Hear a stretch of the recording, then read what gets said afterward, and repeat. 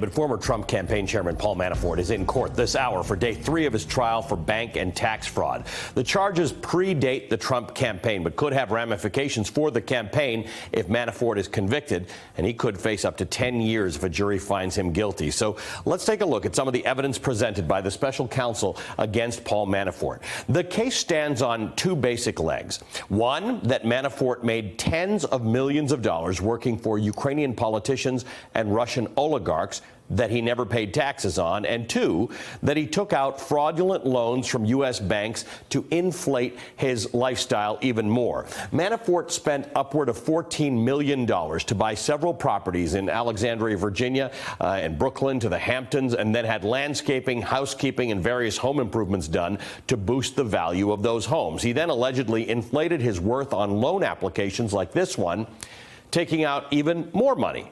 As the special counsel put it, he created cash out of thin air. What did he do with the cash? Well, among other things, he spent more than $1.4 million at clothing stores in New York and Beverly Hills, spending more than $18,000 on this. Come on, you got to push in and take a look at this. This is a Python jacket, an $18,000 jacket. And by the way, that's not all. I'm going to swipe this over to the next one so you can see what a $15,000 ostrich jacket looks like. We're finally getting a look at this thanks to the special counsel's office. It's an amazingly lavish lifestyle. According to prosecutors, here's the problem. Everybody can live whatever lifestyle they want, but this one was nearly tax-free. Joining me now, NBC News intelligence and national security reporter Ken Dilanian, live outside the court, and MSNBC legal analyst Danny Savalas. Ken, good to see you. You've been out there, outside there since the beginning of this trial. What's the early take on how it's going? Well, you never know how a jury is processing this, Ali, but the evidence from where I sit looks overwhelming. I mean, it's in black and white. It's in the documents. They for all these purchases that you're describing and many, many more. For example, there was just a witness who said that Manafort spent $2.2 million on home automation services and sort of internet and television connections at his various homes. $2.2 million over 4 years. So for each of these transactions, the government is showing that the money was wired from these accounts and these LLCs in Cyprus, which the government alleges was parked there to avoid taxes. And they're later going to show that Manafort on his tax return checked a box that said he did not have control of foreign accounts. I mean, that's just irrefutable.